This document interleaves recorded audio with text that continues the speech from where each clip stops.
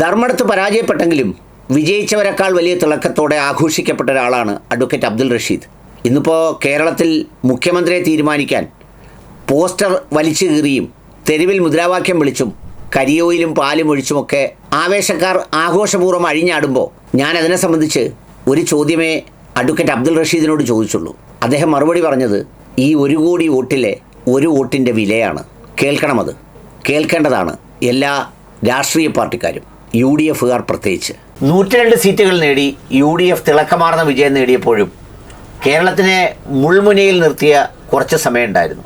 അതായത് ശക്തരിൽ ശക്തനായ, ഇരട്ടച്ചങ്കരെന്ന് എല്ലാവരും വിശേഷിപ്പിച്ച, സമാനതകളില്ലാത്ത കേരളത്തിൻ്റെ രാഷ്ട്രീയ ചരിത്രത്തിൽ ഏതാണ്ട് 10 വർഷക്കാലം തുടർച്ചയായി കേരളത്തിൻ്റെ മുഖ്യമന്ത്രിയും കമ്മ്യൂണിസ്റ്റ് പാർട്ടിയെപ്പോലെ ഒരു കേഡർ പാർട്ടിയെ ഒരു 10, 30, 40 വർഷക്കാലം സ്വന്തം കൈപ്പിടിയിൽ ഒതുക്കിയ, അല്ലെങ്കിൽ മറ്റൊരു ശബ്ദമുയരാത്തവണ്ണം നിശബ്ദമാക്കിയ, ഏറ്റവും കരുത്തരിൽ കരുത്തനെന്ന് എല്ലാവരും രേഖപ്പെടുത്തിയ സഖാവ് പിണറായി വിജയൻ സഖാവാണ് ഏതാണ്ട് ഒരു 6 റൗണ്ടുകൾ പുറകിൽ നിന്നത്.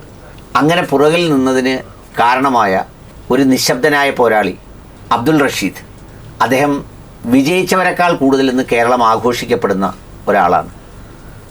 അദ്ദേഹം എന്നോടൊപ്പം ഉണ്ട്. ചില ചോദ്യങ്ങൾ, ചില ഉത്തരങ്ങൾ, കുറച്ച് സമയം. ഇപ്പോൾ ഈ ഇതിലേക്കൊക്കെ കടക്കുന്നതിന് മുമ്പ് ആദ്യം തന്നെ എനിക്ക് ചോദിക്കാനുള്ളത്, ഈ കോൺഗ്രസിലെ മുഖ്യമന്ത്രി വലിയ പ്രശ്നമാവുമോ?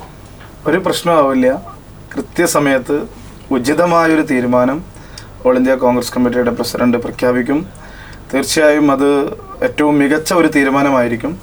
ആ തീരുമാനം കേരളത്തിലെ ജനഹിതത്തിന്, അല്ലെങ്കിൽ കേരളത്തിൻ്റെ ഭാവി കേരളത്തിൻ്റെ വളർച്ചയ്ക്കും കേരളത്തിൻ്റെ കോൺഗ്രസിൻ്റെ ഉത്തമമായ താല്പര്യത്തിനും അനുസൃതമായിരിക്കും. തീർച്ചയായും ഒരു മികച്ച ടീം, ഏറ്റവും മികച്ച മുഖ്യമന്ത്രി, ഏറ്റവും മികച്ച മന്ത്രിമാർ, ഘടകകക്ഷികളിൽ നിന്ന് തന്നെ നമുക്കറിയാം ഏറ്റവും കഴിവും കാര്യപ്രാപ്തിയുള്ള നേതാക്കന്മാരാണ് ഇത്തവണ ജയിച്ചു വന്നിട്ടുള്ളത്. ഒരു നല്ല ടീം കേരളത്തിലെ രാഷ്ട്രീയ ചരിത്രത്തിൽ 57 തൊട്ട് ഇങ്ങോട്ട് കേരളത്തിൻ്റെ ഭരണരംഗത്തുണ്ടായിരുന്നതിൽ ഏറ്റവും മികച്ചൊരു ടീം ഇത്തവണ ടീം UDFൻ്റെ ഭാഗമായിട്ട് അധികാരത്തിൽ വരും. തീർച്ചയായും ഇന്ദിരാ ഗ്യാരണ്ടി രാഹുൽ ഗാന്ധി പ്രഖ്യാപിച്ച കേരളത്തിൻ്റെ ഒരു സ്വപ്ന പദ്ധതിയാണ്. അത് നടപ്പിലാക്കിക്കൊണ്ട് അതിൻ്റെ ആദ്യപടിയൊക്കെ ഇപ്പോൾ തുടങ്ങിക്കഴിഞ്ഞു. നമുക്കറിയാം KSRTCയിൽ അതിൻ്റെ കണക്കെടുപ്പുകൾ തുടങ്ങിക്കഴിഞ്ഞു. തീർച്ചയായും മുഴുവൻ ഗ്യാരണ്ടികളും നടപ്പിലാക്കി ഇനി ഒരിക്കലും കേരളത്തിനകത്ത് മറ്റൊരു കക്ഷിക്കും അധികാരത്തിൻ്റെ ഒരു 7 അയലത്ത് സ്വപ്നം കാണാത്ത വിധം കേരളത്തിൻ്റെ രാഷ്ട്രീയ ചരിത്രത്തിൽ അങ്ങോളം എല്ലാ കാലത്തും ഇന്ത്യൻ നാഷണൽ കോൺഗ്രസിൻ്റെ നേതൃത്വത്തിലുള്ള ഐക്യജനാധിപത്യ മുന്നണിയുടെ ഭരണം നിലനിൽക്കുന്ന തരത്തിനകത്ത് ഏറ്റവും മികച്ച ഒരു ജനകീയമായ ഭരണത്തെ ഈ കേരളം ഇനി കാണാൻ പോകുന്നേ ഉള്ളൂ. ഈ ഇത്രയും ആത്മവിശ്വാസത്തോടെ ഇതിനെക്കുറിച്ച് സ്വപ്നം കാണുമ്പോൾ ഇപ്പോൾ ഈ ദിവസങ്ങളിൽ സംഭവിച്ചുകൊണ്ടിരിക്കുന്ന ഈ ബഹളങ്ങൾ, മുദ്രാവാക്യം വിളികൾ, പോസ്റ്റർ തകർക്കലുകൾ, അതൊക്കെ യഥാർത്ഥത്തിൽ ഈ പ്രവർത്തകരെയും ആളുകളെയും ഒക്കെ നിരാശരാക്കുന്ന ഒരു സംഗതിയാണ്. പ്രയാസമുണ്ട്. കാരണം പ്രത്യേകിച്ച് കണ്ണൂരിൽ നിന്നുള്ള ഒരു കോൺഗ്രസ് പ്രവർത്തകൻ എന്ന നിലയിൽ ഈ കഴിഞ്ഞ തെരഞ്ഞെടുപ്പിലും ഏറ്റവും പ്രയാസകരം, ഞാൻ ഒരു വോട്ടിൻ്റെ മൂല്യം പ്രിയപ്പെട്ട അൻസാറിനോട് ഞാൻ പറയുന്നത്, കണ്ണൂർ ജില്ലയിലെ ഞാൻ മത്സരിച്ച ധർമ്മടം മണ്ഡലത്തിലെ ചെമ്പിലോട് പഞ്ചായത്തിലെ കക്കോത്ത് ബൂത്തിൽ ഒരു വോട്ടർ, അതെല്ലാവരും ശ്രദ്ധിക്കണം, ഞാനതൊരു ആലങ്കാരികമായി പറയുന്നില്ല, പെൺകുട്ടിയുടെ പേര് പറയുന്നതിന് ഒരു പ്രയാസം ഉണ്ടായതുകൊണ്ട് ഞാൻ പേര് പറയുന്നില്ല, പക്ഷെ ഞാനത് എല്ലാവർക്കും അറിയാം, ആ ബൂത്തിലെ മുഴുവൻ ആളുകൾക്ക് അറിയാം. രാവിലെ 6 മണിക്ക് നിറവയറുമായി പൂർണ്ണ ഗർഭിണിയാണ്. ഞാനതാ പറയുന്നത്, ഈ വിജയത്തിൻ്റെ മാറ്റ് ആരെല്ലാം കെടുത്താൻ ശ്രമിക്കുന്നുണ്ടോ അവരോടെല്ലാം വളരെ വേദനയോടുകൂടി ഞാൻ പറയാണ്. ഞാനിത് അറിഞ്ഞത് പിന്നീടാണ്. സ്ഥാനാർത്ഥി എന്ന നിലയിൽ എന്നോട് പിന്നീട് കുട്ടിയുടെ പിതാവ് പറഞ്ഞപ്പോഴാണ് ഞാൻ അറിയുന്നത്. ഞാനിങ്ങനെ നിന്ന് നിൽപ്പിൽ, ഞാൻ വാഹനം ഓടിച്ചുകൊണ്ടിരിക്കുകയായിരുന്നു, നിന്ന് നിൽപ്പിൽ വാഹനം സൈഡാക്കിയിട്ട് ഞാൻ വല്ലാതെ അങ്ങ് ഒരു നിമിഷം സ്തബ്ധനായി നിന്നുപോയി. കാരണം എന്ന് വെച്ചാൽ ആ പിതാവ് പറയാണ്, എൻ്റെ മകള് വോട്ട് ചെയ്യാൻ പോയൊരു രംഗം, രാവിലെ 5 മണിക്ക് ആ കുട്ടിക്ക് പേറ്റുനോവ് വരികയാണ്, പ്രസവ വേദന വരികയാണ്, പൂർണ്ണ ഗർഭിണിയാണ്.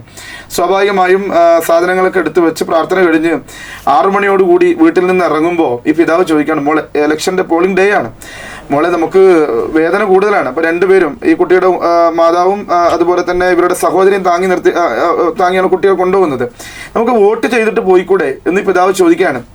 ഈ മകള് വേദനക്കിടയിലും തൻ്റെ പിതാവിൻ്റെ ഒരു ആവശ്യം നിരാകരിക്കാതെ, അവൾക്ക് താല്പര്യമുണ്ട്, നല്ല രാഷ്ട്രീയ താല്പര്യമുള്ളൊരു കുട്ടിയാണ്, എന്നാൽ നോക്കാമെന്ന് പറഞ്ഞ് ഈ വേദനയോടുകൂടി കാറിൽ കയറി വേദന സഹിച്ച് കക്കോത്തിലെ ബൂത്തിൽ പോയി. ബൂത്തിൽ പോകുമ്പോൾ അവിടെ ഈ കണ്ണൂരിലൊക്കെ ഒരു ചില ബൂത്തുകളിൽ ഒരു പ്രത്യേകത ഉണ്ട്, ആദ്യം വോട്ട് ചെയ്യാൻ ആളുകൾ 4 മണിക്ക് പുലർച്ചെ ചില പല സ്ഥലങ്ങളിലും ഉണ്ട്. അപ്പോൾ പതിയെ ഈ പിതാവ് ബൂത്തിൻ്റെ അടുത്തേക്ക് പോകുമ്പോൾ രാവിലെ ഏകദേശം 6:30 കഴിഞ്ഞു. ആ സമയത്ത് ഈ ബൂത്തിൻ്റെ അടുത്ത് ആദ്യത്തെ ക്യൂവിൽ കുറച്ച് ആളുകൾ നിൽക്കുന്നുണ്ട്. അപ്പോൾ ഈ കുട്ടിയെ പതിയെ ഇറക്കി നടന്നു വരുമ്പോൾ സ്വാഭാവികമായിട്ട് നിറവയറുമായി നടന്നു വരുന്ന പ്രയാസം കണ്ട് പോലീസുകാരൊക്കെ ഓടി വന്നു. പ്രിസൈഡിംഗ് ഓഫീസർ ഉൾപ്പെടെ ഇറങ്ങി വന്നു, പുറത്തേക്ക് ഇറങ്ങി വന്നിട്ട് പറഞ്ഞു പ്രയാസം ഉണ്ടെങ്കിൽ ഇരിക്കാന്ന് പറഞ്ഞ ഒരു കസേരയൊക്കെ കൊടുത്ത്. അപ്പോൾ ഈ ആദ്യത്തെ നിന്ന ആള് അപ്പോൾ ഈ പിതാവ് പറഞ്ഞു ഫസ്റ്റ് തന്നെ വോട്ട് ചെയ്തു എന്ന് പറഞ്ഞു. അപ്പോൾ ഈ പോളിംഗ് ഉദ്യോഗസ്ഥന്മാർ തന്നെ പറയുന്നുണ്ട് പ്രസവവേദനയാണ് എല്ലാവർക്കും മനസ്സിലായി. അപ്പോൾ ആളോട് പറഞ്ഞു എന്നാൽ നിങ്ങൾ മാറിക്കൊടുക്കുക ആദ്യം, കാരണം സമയമായിട്ടില്ല, 7 മണിക്കല്ലേ പോളിംഗ് തുടങ്ങാൻ കഴിയുള്ളൂ. അപ്പോൾ ഈ പിതാവ് പറഞ്ഞു വേണ്ട, അത് അദ്ദേഹത്തിൻ്റെ ഒരു എത്രയോ വർഷമായിട്ട് ആ ബൂത്തിൽ ചെയ്യുന്നതാണ്, അവർ ആദ്യം വോട്ട് ചെയ്തോട്ടെ, എൻ്റെ മോള് രണ്ടാമത് നിന്നോളാം. ഈ പിതാവും മാതാവും ചേർന്ന് മകളെ ചേർത്ത് ഏകദേശം 6:50 6:55 ക്യൂവിൽ നിർത്തുന്നു. 7 മണിക്ക് സ്വിച്ച് ഇട്ടതുപോലെ അവരെല്ലാവരും ഇതിൻ്റെ തയ്യാറെടുപ്പുകൾ നടത്തി വോട്ടിംഗ് പ്രക്രിയ തുടങ്ങുന്നു. ആദ്യത്തെ വോട്ട് ചെയ്തതിനു ശേഷം 7:02 അവർ പറഞ്ഞാണ് എന്നോട് 7:03 ഈ കുട്ടി വേദനയോടുകൂടി ഉള്ളിൽ കയറി, പ്രസവവേദന സഹിക്കാണ് ആ കുട്ടി. അപ്പോഴും നമുക്കറിയാം ലോകത്തെ ഏറ്റവും വലിയ വേദന പ്രസവവേദനയാണ്. വോട്ട് ചെയ്യാൻ കയറുമ്പോൾ ഈ പിതാവ് എന്നോട് പറഞ്ഞതാണ്, ഞാൻ എൻ്റെ മോളോട് പറഞ്ഞു മോളെ പ്രാർത്ഥനയ്ക്ക് ഏറ്റവും ഉത്തരം കിട്ടുന്ന സമയമാണ്, പ്രാർത്ഥനയ്ക്ക് ഏറ്റവും കൂടുതൽ ഉത്തരം കിട്ടുന്ന സമയമാണ്, മോള് പ്രാർത്ഥിച്ച് വോട്ട് ചെയ്യണേന്ന് ഈ പിതാവ് എന്നോട് പറയുമ്പോൾ സത്യം പറഞ്ഞാൽ ഞാൻ ആകെ ഈ കേൾക്കുമ്പോൾ ഞാൻ ഏതോ ഒരു ലോകത്ത് എന്നുള്ള അവസ്ഥയിലായിപ്പോയി.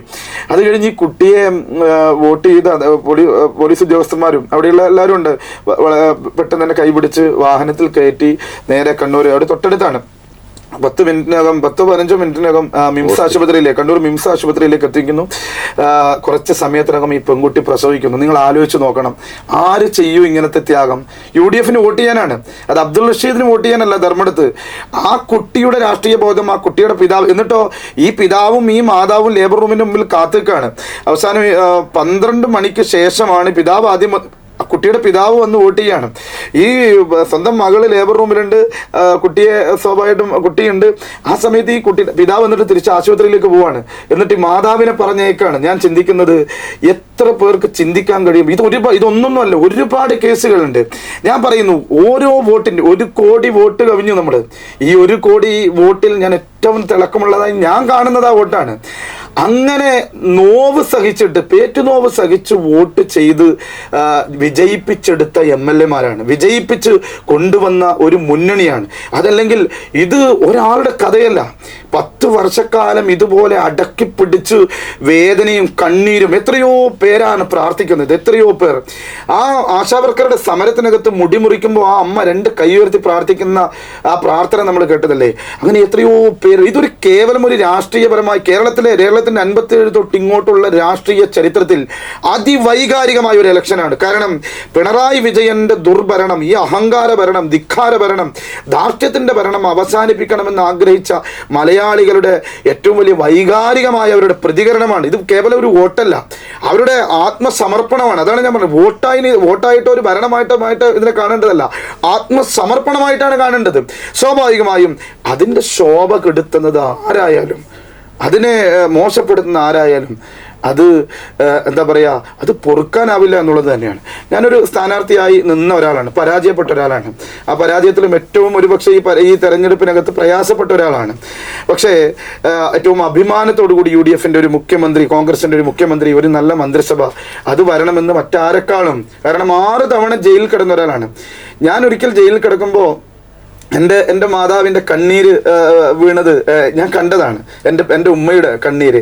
അങ്ങനെ എത്ര പേരുടെ കണ്ണീര്, എത്ര പേർ ക്രൂരമായ ലാത്തിച്ചാർജിനിരയായി, എത്ര പേർ ക്രൂരമായ രാഷ്ട്രീയ വേട്ടയാടലിനിരയായി, എത്ര പേർക്ക് ജീവൻ നഷ്ടപ്പെട്ടു. നമുക്കറിയാം ആ പാലക്കാടിലെ കുട്ടി, ആ കുട്ടിയുടെ പേര് പെട്ടെന്ന് ഓർമ്മയിൽ വരുന്നില്ല. അതായത് ഈ സർക്കാരിൻ്റെ ക്രൂരതക്കിരയായിട്ട് കൈ നഷ്ടപ്പെട്ടു. ഞാൻ ആ കുട്ടിയെ നേരിട്ട് കണ്ടു. പ്രതിപക്ഷ നേതാവിൻ്റെ പുതിയ യാത്രയിൽ ഞാൻ കണ്ടതാണ്, പാലക്കാട് വേദിയിൽ വെച്ച്. ഞാൻ കണ്ടപ്പോൾ സത്യം പറഞ്ഞാൽ സഹിക്കാൻ കഴിയില്ല, നമുക്കൊരു മനസ്സാക്ഷിയുള്ള സഹിക്കാൻ കഴിയില്ല കൃത്യമായി കൈ പിടിച്ച രംഗം. അങ്ങനെ എത്രയോ പേരുടെ പ്രാർത്ഥനയാണ്. സ്വാഭാവികമായും ആ സർക്കാർ ആ ഒരു വിജയബേരിയെ അല്ലെങ്കിൽ ആ വിജയത്തെ ഏറ്റവും മനോഹരമായി ഒരു എന്താ പറയുക, ഏറ്റവും നല്ല സന്തോഷത്തോടു കൂടി ഒരു നല്ല മന്ത്രിസഭ അധികാരത്തിൽ വരേണ്ട ഒരു സാഹചര്യം അത് ഒരുക്കി കൊടുക്കാനുള്ള ബാധ്യത മറ്റാരെക്കാളും ഇന്ത്യൻ നാഷണൽ കോൺഗ്രസിന്റെ നേതൃത്വത്തിനും അണികൾക്കും ബാധ്യതയുണ്ട്. സ്വാഭാവികമായും തീരുമാനം പാർട്ടി എടുക്കേണ്ടതാണ്. തീരുമാനം എടുക്കട്ടെ, ഇതൊരു ജനാധിപത്യ പാർട്ടിയല്ലേ. ആ തീരുമാനത്തെ ഏറ്റവും നല്ല രീതിയിൽ ക്ഷമയോടെ അതിനെ കാത്തിരുന്ന് അല്ലെങ്കിൽ നമ്മുടെ നേതൃത്വത്തിൽ വിശ്വാസം അർപ്പിച്ച്, കാരണം ജനഹിതത്തിന് എതിരായ ഒരു തീരുമാനം എടുക്കുന്നൊന്നും ഞാനിപ്പോൾ വിശ്വസിക്കുന്നില്ല. അതിൽ ഏറ്റവും ജനാധിപത്യപരമായിട്ട് സ്വാഭാവികമായ പ്രോസസ്സുകളാണ്, ഇവിടെ ഒന്നും അട്ടിമറികളൊന്നും നടക്കുന്നില്ല. അപ്പം അതിനൊക്കെ ഏറ്റവും മനോഹരമായ രീതിയിൽ പൂർത്തീകരിച്ച് നല്ലൊരു തീരുമാനം, ജനങ്ങൾക്ക് അനുകൂലമായ ഒരു തീരുമാനം, അല്ലെങ്കിൽ പാർട്ടിക്ക് ഗുണകരമായ ഒരു തീരുമാനം, അല്ലെങ്കിൽ കേരളത്തിന്റെ ഭാവിക്ക് ഗുണകരമായ ഒരു തീരുമാനം, ആ തീരുമാനം വരുമെന്ന് തന്നെയാണ് എൻ്റെ ഒരു പ്രതീക്ഷ.